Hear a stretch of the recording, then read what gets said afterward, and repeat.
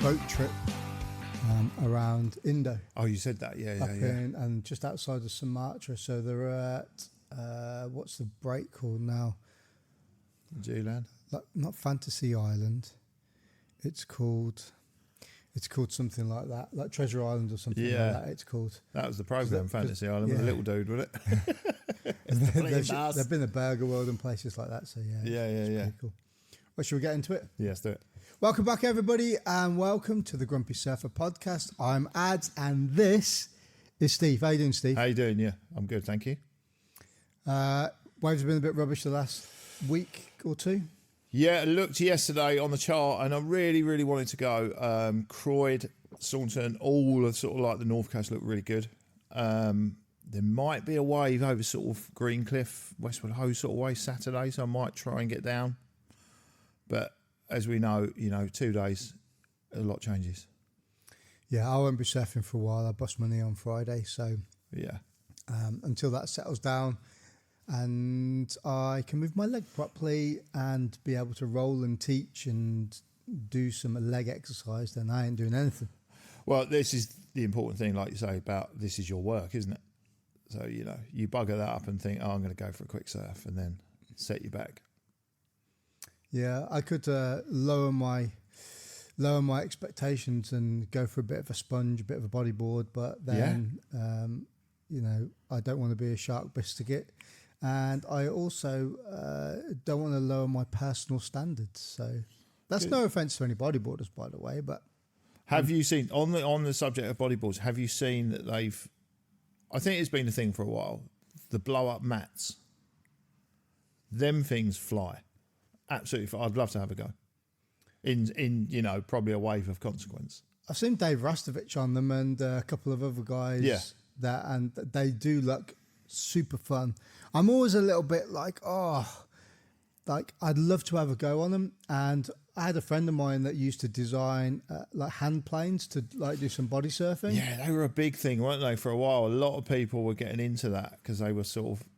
I don't want to say they were easy to make, but I suppose if you had a piece of wood, you go, yeah, that's cool. But I think if I had the time where I'd be down on the beach all the time and I'd be there all day, then maybe I'd go out with an inflatable thing to go and have a play about on or a hand plane. But if it's good, surfboard. Yeah, I need to go on. I need to go on my surfboard a little bit. I don't really want to be floundering around, but.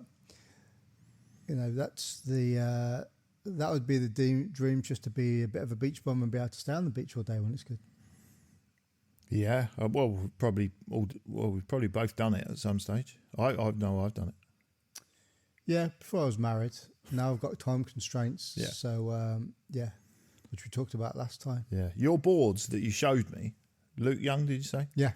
Look really nice. Channels on the bottom. Is it like the twin pin that he does?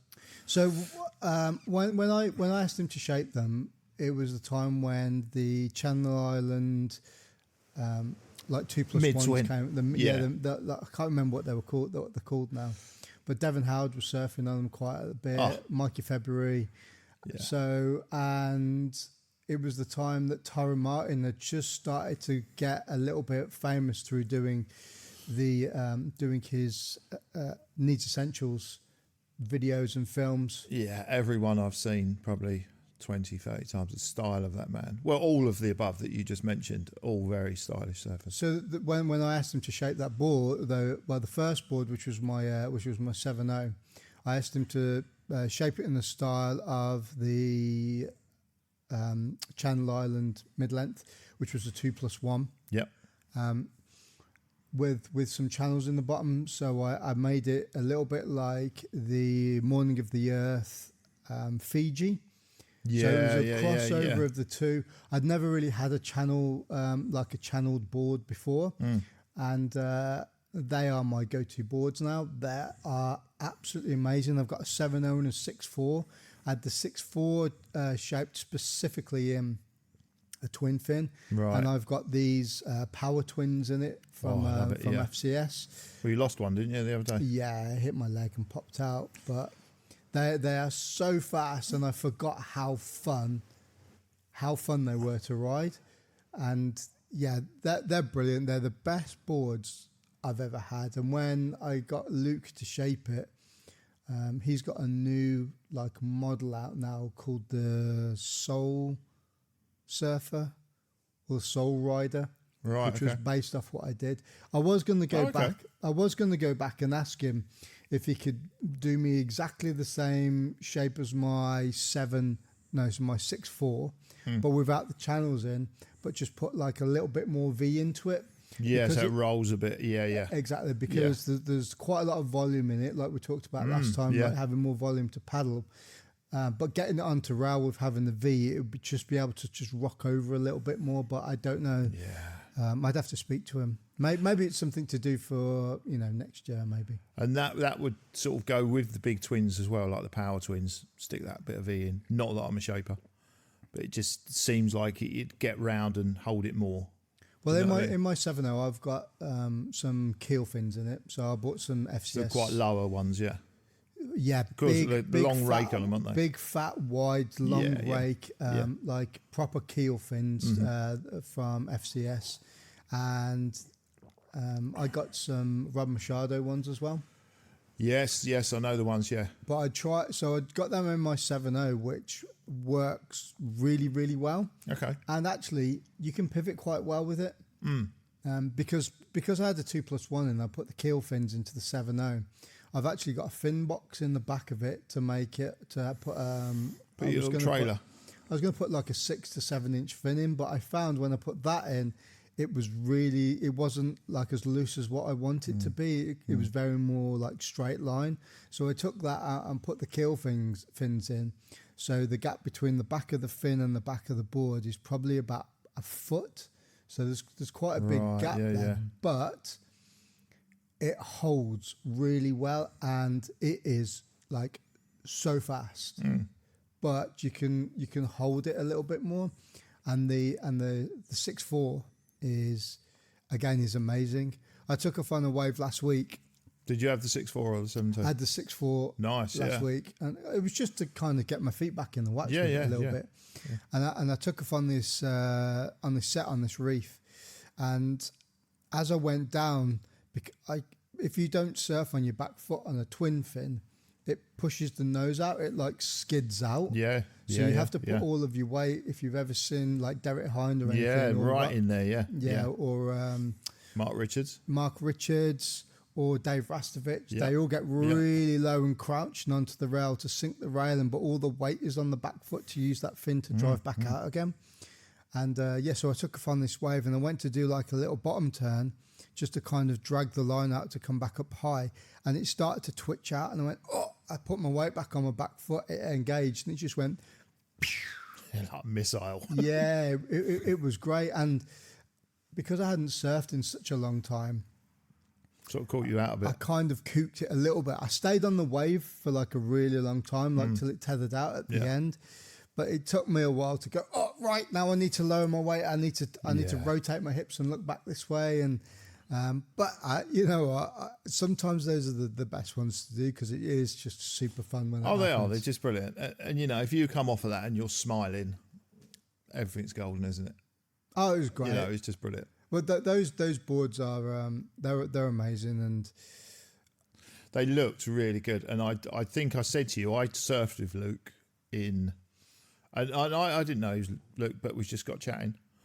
We was actually talking about mental health and, he hadn't been feeling great. And he was just with his family. And then I went onto his website when I got back. This was at Wembury. And I just thought, wow. You hear so many... There's people, and I've used Gulfstream quite a lot, being up in North Devon and what have you. And then Tiki I've used quite a bit. I haven't bought a lot of off-the-shelf boards. I've had a couple of Firewires. But I do like to use local... sort of shapers, Well, the Firewire was also one of my inspirations to get a board with channelers in as well because I bought a Cymatic, and the Cymatic was... I've heard so much about them. Yeah, amazing. It was it was a 511, and I did the opposite of what they said when they say you have to downsize it a little bit from what you normally surf. So I got a 511. Can't remember how much. I think it was like 35 litres in it or something like that. Yeah. And when I first used it, it did feel quite corky.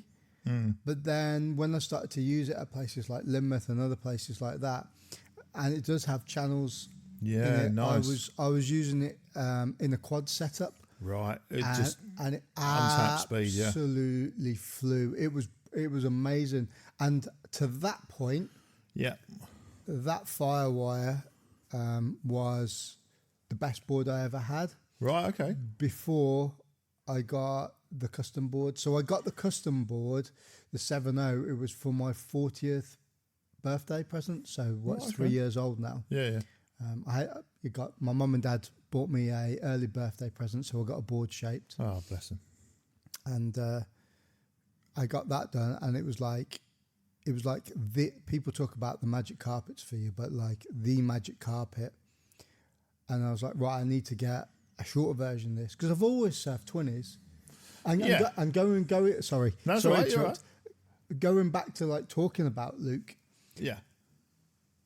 About 21 years ago, 20 years ago, I was in Newquay, and there was a surf shop opposite, along the bottom end towards the North Fistral end, along the main high street, a surf shop called Revolution.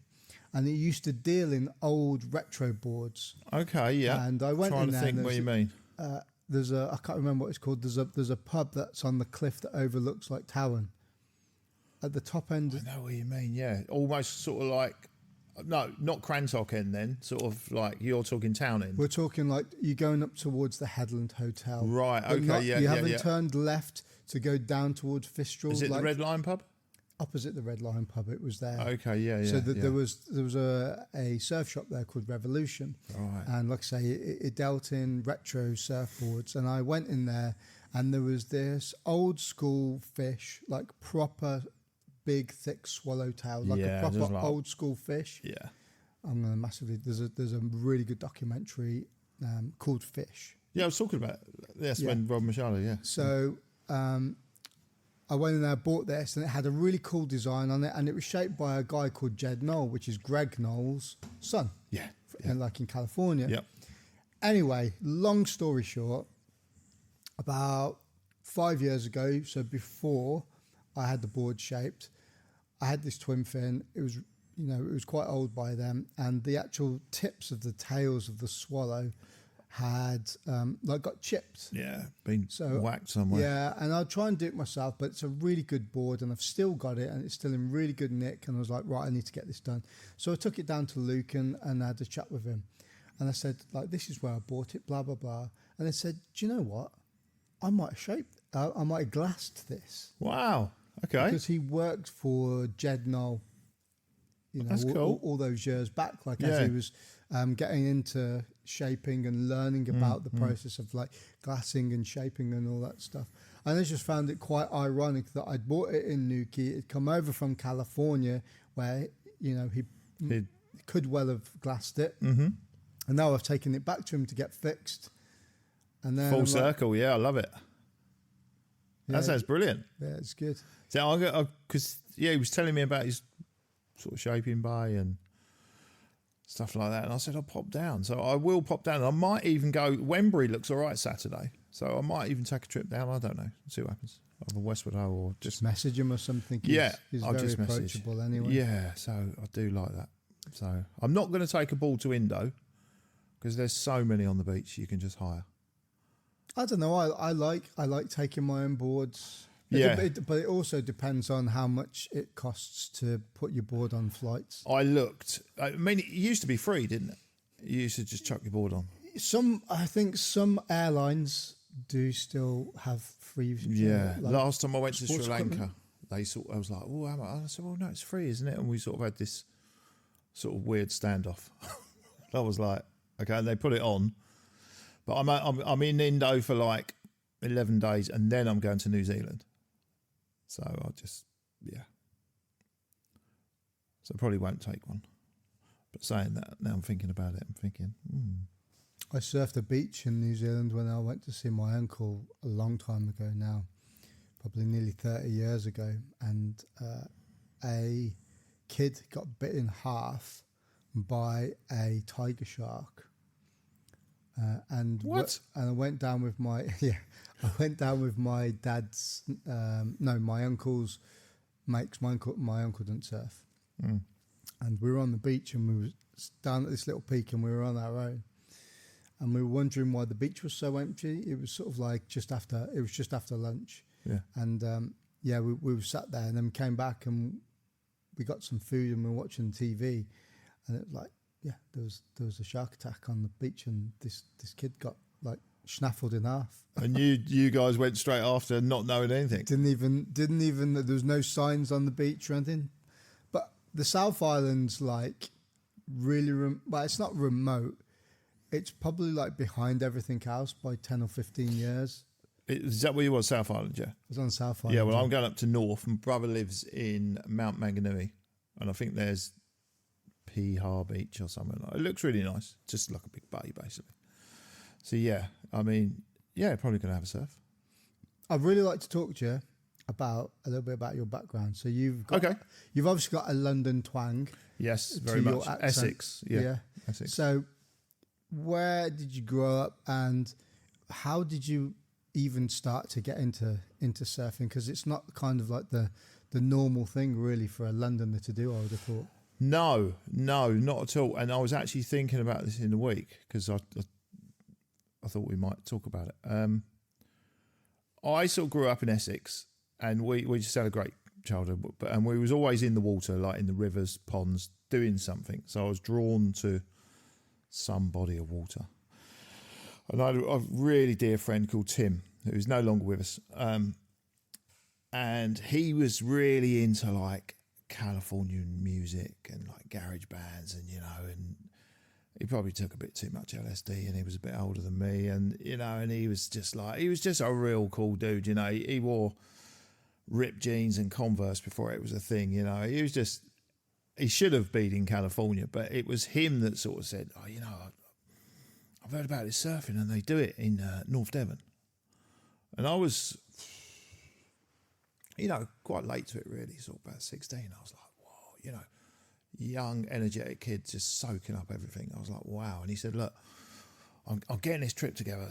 Should we go? And I was like, yeah, definitely. So I remember we got into his Vauxhall Viva, and it seemed like it took us 2 days to come down to Devon, and just had, I don't know, hardly any money, just enough for petrol and stuff. And we camped in the dunes at Croyd. Because there was nothing at Croyd then, back in the day, just apart from Ruder. Do you remember it? Just in front of Ruder, it was just a big field. There wasn't anything like there was now. I think that the first time I went down to Cornwall would have been like to Croyd would have been mid-90s, really. Yeah. So... Yeah, I can't even remember what I did yesterday, let alone what I did like 30 years ago, 40 years ago. Yeah, I mean, it was the times that we were down, it was the start of Salt Rock. It was a couple of South African lifeguards who started it. And you used to have to go to the lifeguard tower and buy a T-shirt, or, it was all like, whoa, this cool brand or whatever. Tiki was there. They actually had the factory there as well on the estate out the back. It's still there? The factory shop's not there anymore. It's gone. It was a storage room out the back. So the shop was there, but then the storage, I think it might be a storage room now as opposed to the factory. Yeah, because you used to go in and whatever you saw in the shop, they used to say, oh, we might have that in the factory. And you always got a little bit of discount, didn't you? So yeah, sort of got there, camped in the dunes, and it's just a typical lovely summer's day, beautiful evening, and we're just looking at the waves and wow, but we had to wait until we could hire a board. So there was just a little place there that we hired this board, didn't really know what we was doing, put the wetsuit on back to front, zip on the front, as you do. Classic. Almost like putting the leash around your arm, just both, I was swimming out and he was having a go and we was getting smashed. But we sort of picked the sort of pop-up. We didn't, there wasn't YouTube, there wasn't Google, there wasn't, you went to talk to anyone then, locals, and they just like looked at you like that as if they, especially having a sort of an Essex London accent, it was just like, what's he doing here? Nobody spoke to you. So we just sort of like watched and sort of just picked it up really. And from then on, I was just absolutely mesmerised by it. And it was like whenever we could get down there, we did. And it just got more and more. But then living in Essex, which is very landlocked, we started looking at like the East Coast, like up in Runton, sort of Great Yarmouth, and then Brighton in the winter. I mean, I've surfed Hastings, Littlehampton. The Witterings was a big one. I think that's where the board shop is now, isn't it? The Witterings. That must have been a bit of a trek, though, to get to the Witterings, though. It was, but this was the thing, and maybe we can have a conversation about this, about when before there used to be a surf line. You used to ring up, and I think this was Eyeball. It was Rog. Big G's. Yeah, that's it. Big G's. Yes, with the pink card. That's it. You used to ring him up and say, "What's the surf line?" And you go, "Blah blah blah," and you go, "Brilliant," and put the phone down. Even before mobiles. So this was on a landline. And for the younger people listening, they'll go, these blokes are dinosaurs." But there always seemed to be surf. Always seemed to, and you got that, and you was like, "Wow!" And it was none of this. Oh, you should have been here yesterday. It was just, you turned out it was brilliant. And if it wasn't, you drove to another spot. And you was just always on this. Well, we was just always on this surf trip. Just, I remember you'd either turn down to the southwest or you'd carry on to Wales, and you didn't know where you ended up. But they were just brilliant. And then, we started thinking, actually, all right, we'll do a bit of travelling. So then went to Indo. So first time I was about 20, I think, something like that. And then you get, you do your Australias and all your spots, and everything like that. So that was my introduction into surfing, and just got really hooked on the thing. And I was thinking the other day, it's been something that has been present in my life for probably longer than anything. It's always been there, whether it's been right at the forefront, or there's been periods in my life where I haven't surfed for whatever reason, having a bad relationship or just not, but it's always been there. So it's for 30 odd plus years, it's always been really pivotal in my life. I think I talk about anchors all the time, and having something to look forward to or like lean back on when things are kind of bad. And this is where, when I talk to people about the correlation between surfing and jiu-jitsu, they couldn't be any further apart within the fundamental of what it is. So surfing is an individual sport, non-contact with other human beings. Unless you're at Malibu. Yeah. And jiu-jitsu is, a close contact sport where you're grappling and looking to try and choke somebody out or snap their arm off. An opponent, yeah. But the similarities in them are the fact that you're always looking at things. So with surfing, you're looking at forecasts. You're always learning about how swell's generated, and when you start to learn all that sort of thing, you then look at like the geographical side of things. So then you're looking at what angle does your local break or the break you're looking at face. Which way is the swell coming in from? Which way is the wind coming from? How does the tide, depending on the moon state, affect the tide at its height on the beach? And what states does the break work best? Yeah. And then what state of tide? Exactly. Yeah. And then how can you adjust your life and your calendar to fit it in to go and surf it at that point of your point of time?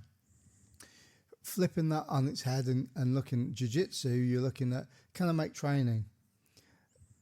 The concepts that you learn in jiu-jitsu are kind of put down in front of you for you to learn, but everybody's body is different. Yeah. So the way that you move is different to somebody else's. The biomechanics of people are different. Somatotypes, strength versus not having any strength, if that makes sense. Yeah. So you're learning about the biomechanics of somebody else, so you can do what you want to do and dominate your opponent. Again, flip that to the surfing side. Every wave is different. It's like a blank canvas for painting. Yeah. So how you pull your line is going to be dictated on how that wave is tethering in front of you or how it breaks along there. So it might be really fast, it might be really slow, it might be really fat. It's going to adjust the way that you do things. So when you come away from that and you're thinking about it, this is the thing about the anchor, is that it gives you something to look forward to. It gives you something to focus on when everyday life at the moment is like 9 to 5 for most people. And they're like, all they've got outside of not having something like this or not having that anchor is they get up, they have breakfast, they take the kids to school, they go to work, they come home, they pick the kids up from school, they make dinner, they watch Netflix or they watch TV, they go to bed, and it repeats over and over again. Tick follows talk. Exactly, like, you know, and that's why I think having something like this, I'm not saying surfing and jiu-jitsu are the only things out there like that. Well, they are. But it gives that conversation piece as well. When you're with somebody that's like-minded as well, and they're super into it, there's always that really deep conversation about something which, when you think about it, can actually go on for 2 to 3 hours and you're not even thinking about it because you're passionate and you love doing what you're doing. Yeah, well, it does. And without getting back to the grandmaster fit, it transcends, doesn't it? It just goes on and just carries on. But on the flip side of that, and it was going through my mind while you was talking, and I said about surfing being in my life for that long period of time, there's been times where I really haven't enjoyed surfing. And it's like, I don't want to surf. People say, oh, let's go for a surf. And I've just been like, nah. And that is the frustrating thing, because you know how much it means to you, but you just, for some reason, just haven't wanted to do it. And it's just, it can be the most frustrating thing. I think for me, again, because this is the podcast, right? Of course, it's all about you. It's all about me. No. So jiu-jitsu and surfing. Jiu-jitsu's been in my life for 10 years. Surfing's been in my life since I was 37 years. Okay. When did you start? Here or? No, that's not right. I'm 43 now. I was going to say 27 years, something like that. Anyway, I'm sure really rubbish at maths. I was 14, so work that one out. Yeah. Take 10 off 30. I'll get my phone out. Get my calculator. 28 years. 28 years I've been surfing for. There we go. Stick it on 28. I got there in the end. And it's always been there in the background for me. Yeah. So, and I don't think there's no point where I've like gone, I don't want to do this. There's been times when I've been away on trips and you're surfing 3 times a day and you get to the point where you feel like surfed out. Yeah. Or like, you know, what's happening to me at the moment with jiu-jitsu is I've just got a little bit of an injury with my knee a few days ago, and now everything else is starting to kind of go onto it. My shoulders go in a little bit, okay, my elbows, my hips. Yeah, I'm showing my age a little bit, but I think those people that train a lot, you know, I train 6 days a week, and that doesn't... it's hard on your body, yeah. It takes a beating, but all those sort of things have been there, and I have had those thoughts before where, like, do you know what, I just don't want to go today, or I don't want to do it. Yeah. I also think as well that those days that you don't want to do something and you make yourself go, then those are the days that actually, like jiu-jitsu side of things, they're the best days to go and train. 100%. Go surfing, you'll go in the water, you make yourself do it. And I might just say to myself, look, I'm going to catch 3 waves and I'm going to go in. Or I'm just going to sit here for an hour. If I catch something brilliant, if I don't, you know, I've been in the water. And that was the thing I felt the other day when I hadn't been for 8 months, is I just paddled out and I sat there and I was like, do you know, this is pretty cool. I'm looking around, enjoying the moment. Looking at the scenery and stuff. And there's some, there's no wind. There's some nice lines coming through, and you can just see waves peeling. And again, I remember reading a book by Nat Young, and he said, as you get older, you want less waves. Yes, I think I touched on that the other week. Yeah. So, and I was just sat there watching it, going, do you know, that's a really nice one. And someone, caught paddled into something, and it was really nice, and it is aesthetically pleasing when they're doing it. Again, I think that is an age thing where, like, you're not young and not young, or say I am young still in my eyes, and you're trying to scratch into everything. I give loads of ways away all the time. I say, "You're going to paddle," and people go, and I say, "Go on." As long as they don't take the piss, it's fine. No, that's right. Yeah. All right, mate. You've had 5 now. Calm down. But you do. You do definitely, just like you say, if you go out on a session, you have 4 or 5, you're just like, wow, that'll do me. But I've had sessions, when I say about the frustrating thing, where I've gone out, first 2 waves, it's just been amazing. And then I just feel like nothing's coming. But then I hadn't been paddling, and then I start getting a bit annoyed. I just, for God's sake. But one thing with me, I'll never come in from a surf like with a aggy attitude. I always stay out until I catch at least a half decent wave or a really good wave, and then come in. Because I think the worst thing to do is come in from a surf feeling really agged up, because that would just stay with you all day. Sean Thompson said something like years ago, and it again resonated with me. He said, never paddle in from a surf session, always catch a wave in. Yeah. Never just paddle in. Yeah. Because you've had enough. My mate said a similar thing when we used to snowboard a lot. He said, never get the ski lift down from the mountain. And I was like, unless you've hurt yourself. Yeah, unless you've broke your leg or something. Yeah. But he said, never get the ski lift down. So he was like, all right, okay. One of the points I wanted to touch on today was what your opinions are on transitioning from when you go from learning surfing to being a competent surfer, but also when you're a competent surfer and you're listening to people talking about surfing. I think the more that you do get competent, and what I mean by competent, it's not just sort of like trimming down the line, and you're not surfing, stupidly long boards or stupidly thin boards that you're never going to catch anything from. You know your equipment.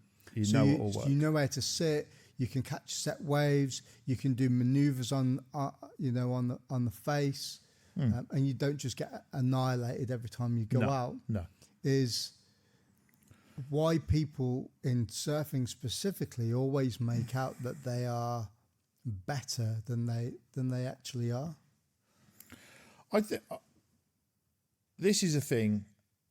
Sorry, that was really Essex. Thing. This is a thing.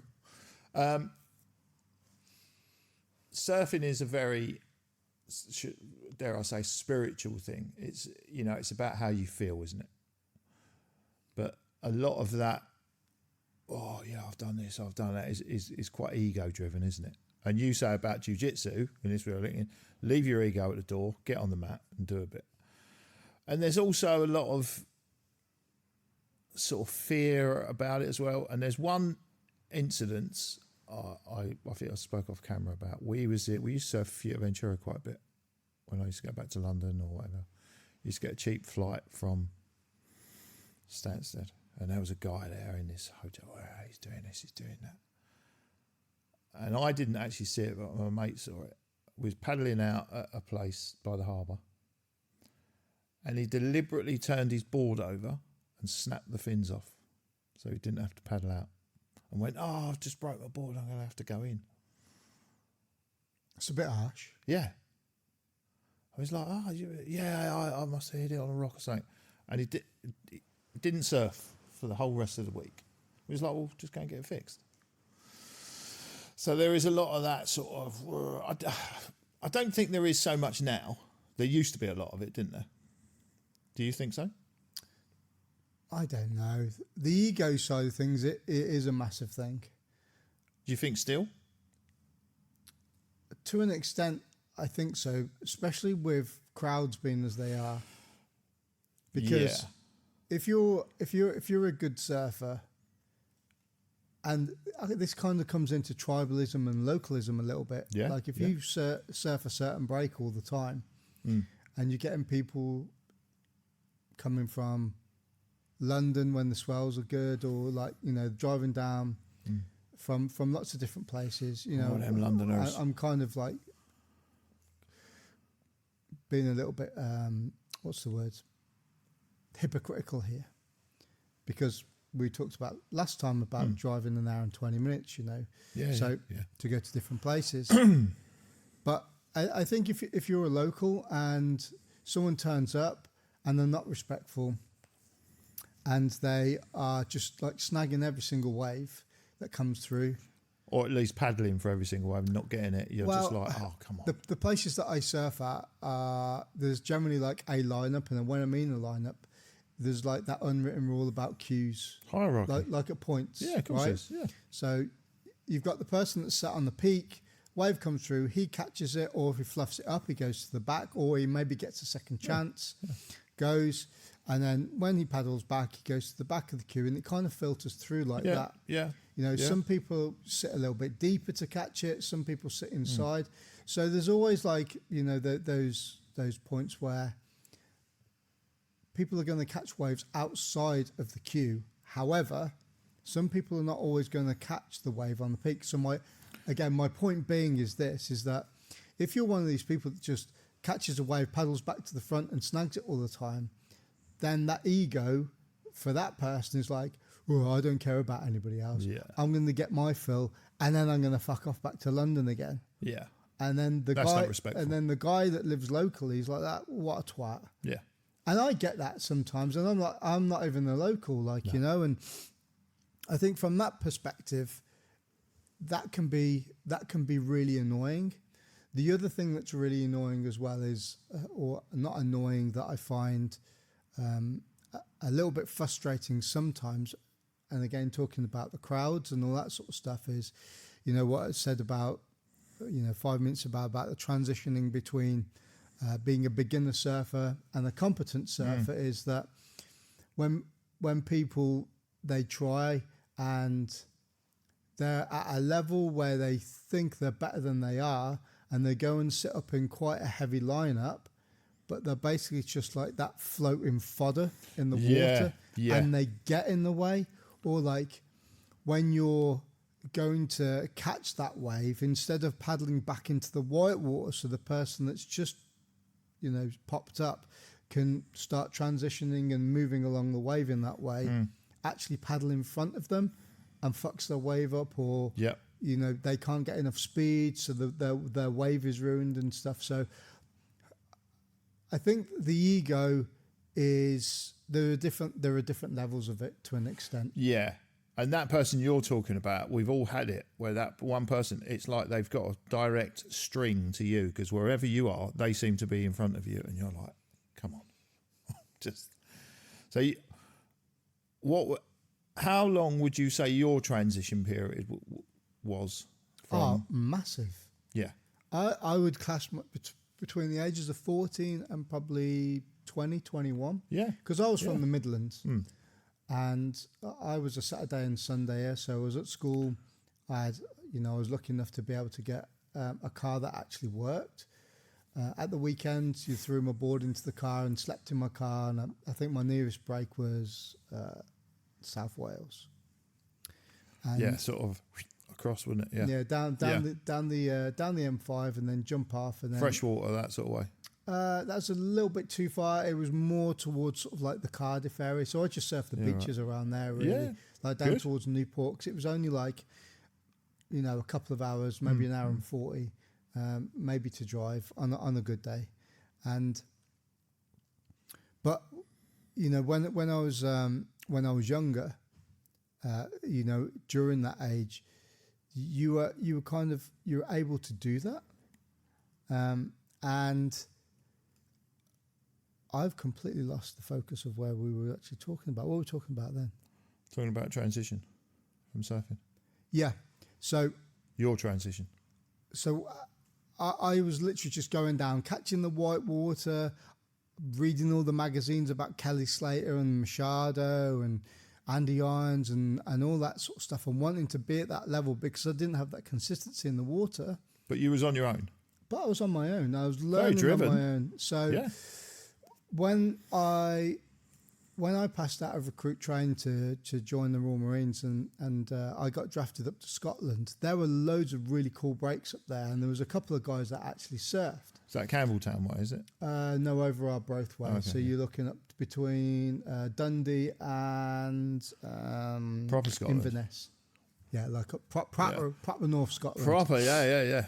East Coast Scotland. But because I was so synced into the culture, everything was about like drinking. I played a lot of rugby up there as well.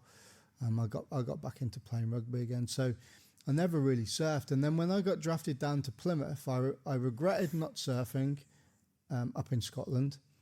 But that's when I started surfing again. I went down I sold all my boards before I joined up. Oh, okay. Before I sold everything.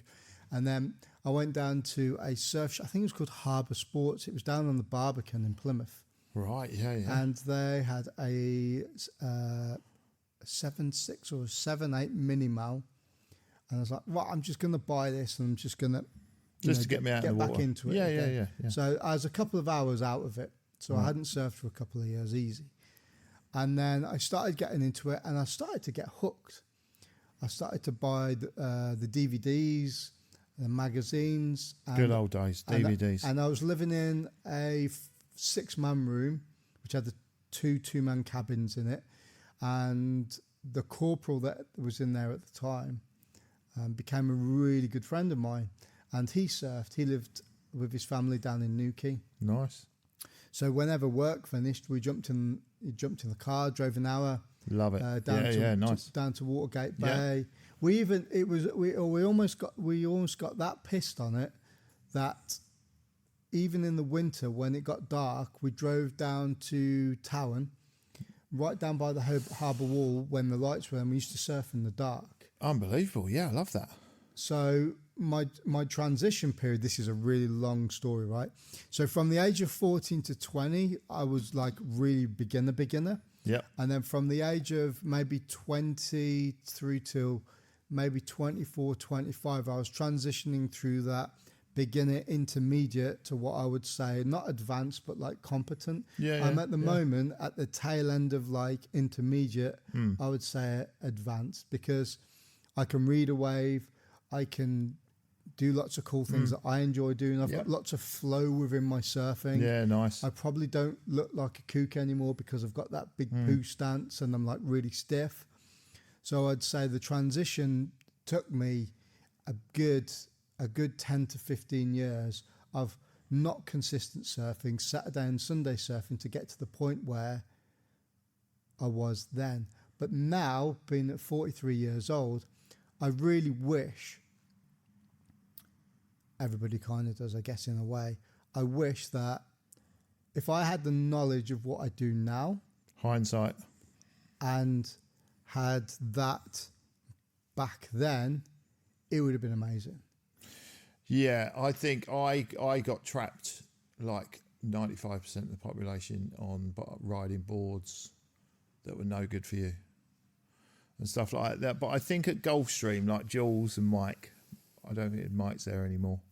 He's the one that used to shape like the mini mouths and stuff like that. And Jules, amazing shaper, really good stuff, you know. But he's all about the sort of like the performance-y stuff.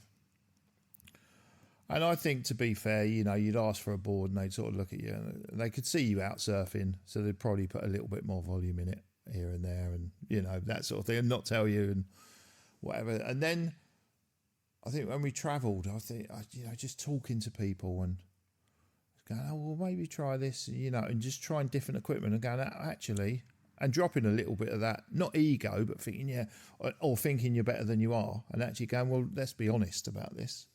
And that's how. But, you know, like I think I said the other day, I still get days now where you think, Jesus Christ, I'm terrible. What's going on? But then I think it's like anything. The more you surf, the better you get. A bit like golf. You've got to be consistent with that. I've got a few people that I know, and I've surfed with people in the past where you can tell they're not on the right equipment. Yeah. And again, I think because surfing is such an individualistic sport, you don't have a coach unless you're really good, where people are looking at your technique and they, you come out of the water, you got someone on the camera, they say, right, you need to do this. Yeah. Ombi do that sort of stuff, don't they? Well, I've got a guy that I've done a podcast previously on here called Bro Broman, who is one of the GB coaches now. Okay, brilliant. Surf GB coaches. Yeah. And he does it a lot with the kids, like in North Devon, and the adults. Yeah. He puts them into the water. They come back, say, right, I want you to do this. They have a look at the camera and they say, right, you need to put your arm here. You need to load up a little bit more on your rail here, or whatever it is. And then they go back out and they do it again. Unless you have that level of coaching where people can point you in the right direction all the time, it can be really difficult to improve. Yeah. So, and that's one of the reasons why I used to love to hate being filmed. Oh yeah, it's one of those, isn't it? You really want to see it, but you don't want to see it. So I was really fortunate, sort of like the tail end of my career in the Marines when I was up in North Devon, is I was really kind of integrated into the North Devon surf scene. I knew a lot of the guys that were coaching and teaching, and there were a lot of the photographers and the videographers that were there. Whenever I went surfing at certain spots at certain times of the day, the photographers used to be out there. The only time I was never there was at the weekends, because for me, weekends were like the family time. But I was very fortunate in the fact that I was able to get that footage, whether it was Instagram or something like that. Yeah, sounds amazing, yeah. Which was brilliant. And then you can start to focus on your performance. One of the other things that really helped me was I bought a surf skate about 5 years ago, and they good? That was amazing. Okay, because the one I got was a Yao. What's one of the Peru breaks called Chimachao or something like that? I can't remember what it's called. Oh, that big left-hand break. Yeah, the big left-hand break. Yes, it's one of the longest in the world, isn't it? Yeah, it's named after that. And I started to use that, and I went down to the skate bowl locally here. Okay. And I used to use that when the kids were at school, so I was on my own. And I started to use that a little bit more, and then combine that with the Ombi stuff from Clayton and Ant. I forgot those names last week. Yeah, I couldn't remember Ant. Yeah, and, Clayton and Ant. Ant's from Exmouth. Is it really? Yeah. Weird. Anyway. Wow. I've done a podcast with him as well about that. Yeah. And so I started to use the surf skate, and the surf skate using the Ombi stuff where you've got the coffee cup hand and all that really kind of opened everything up for me. Yeah. I've always surfed a little bit like Larry Bertelman and upright, but instead of having my back foot with my toes facing forward and my knee like turned in, like loading that sort of stance. Yeah. I've always kind of had sort of like an open stance like this. Right, okay. Like a duck stance. A little bit, yeah. They call it duck stance. You look at some of the old school Hawaiian surfers, that's how they kind of used to surf. If you go back and be a bit of a nerd and you watch it. Yeah. So when I learned about all I need to do is when I get up, is just consciously move my foot in and bring my knee in a little bit, bring my arm, my inside arm up, or my outside arm, whichever way it is. And I'm kind of like using that as the guides to wave, and when I'm turning, whether it's I'm turning backside, the thumb's going down, or whether I'm going front side, I'm opening up. Yeah. Using the arm to do that. That really changed the development of my surfing, and I would say over the last 7 to 8 years, my surfing came on leaps and bounds as opposed to what it was, purely for the fact is that I was immersed into it. Yeah, and thinking about what you was doing. Is that what you mean? Yes, but also having starting the podcast up. Right. So okay. Yes. Sorry. Podcast has been going nearly 5 years. Yeah. Being immersed in like the surf culture, talking to different people about it. Yeah, I get what you mean now. Being able to have the ability to have access to different types of online coaching, which some is absolute dog shit, some is really, really helpful. Massively important. But also that surf skate during the dry days or over the COVID period as well. I used to do a set in my garage during COVID, jump on my surf skate and just pump around and do like backside turns and stuff like that, but really focus on the positioning of my feet. Yeah. And then when I transitioned that from the surf skate and put it onto a board, there was the point of taking off, and then my feet were naturally going back into being a little bit slightly out, and then I'm going to focus on this, and then I turn it in, and then it just started to feel like really natural, like made it feel natural. And then it became an autonomous thing to do, which then made my surfing brilliant, and like I love it now. Like it's made it so much more enjoyable because I've tightened up a couple of little things, and all I'm talking is moving so I'm goofy, so my back big toe forward 5 inches. Yeah. And pivoting on my heel, so my toes face forward, my back toe faces forward instead of facing out. It's surprising how many people, me included, that depending on what board you're riding, will jump up and say like your fins will be here, but your feet won't really be on that fin. So if you made that small adjustment of, because there's so many people that, may jump on the beat and think, I don't want to move because I'm on the wave. But if you just move that foot, the minute you put your foot over them fins, the difference goes. You have got full control of what you're doing. And this is sometimes, it comes down to when people buy that kit and equipment. So when you're buying your boards, you want the latest thing, whether it's the latest Paizel or Channel Island board or whatever it is. That's the beauty of advertising, as you said last week. Exactly. Yeah. So, people visualize in the head, I can surf like John Florence, or I can surf like the Florence, I don't know, Nathan Florence or Mason Kelly Ho. Slater or anyone that's I've been watching a bit of him lately. He's cool. Anything on the WSL. Yeah. But if you haven't got your body position in the correct way, if you don't know how to put your board onto rail, which don't get me wrong, like I have turns that I do that, and other times I just keep it flat, which is rubbish. Yeah. So if you're not surfing the way that the board is supposed to be surfed, then buying all this kit and equipment just useless. Is kind of useless. You kind of wasting your money. Yeah. Which is kind of coming back to the conversation starter, really, about like learning versus competent, and people wanting to be so far ahead of what that actual ability is. So, I mean, I've been in the pub, and I'm sure you have, where you've been talking to somebody and they're talking the talk. They're talking about rails and this and that. It's Woolacombe every weekend in the summer. And then you go, right, should we go and get a few waves together?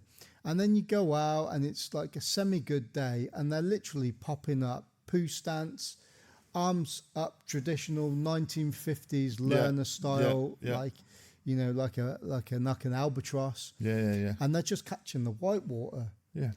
And you're like, but you were saying all this stuff yesterday about like this. I'm digressing. When I was 15, we used to go on a family holiday to Bala in Wales, like a big lake in Bala. My dad was My dad was mega into sailing. Right. Okay. So we used to like go camping in the woods and stuff. Anyway, one of our family friends didn't even surf. Right. And this makes me laugh every time I think about it.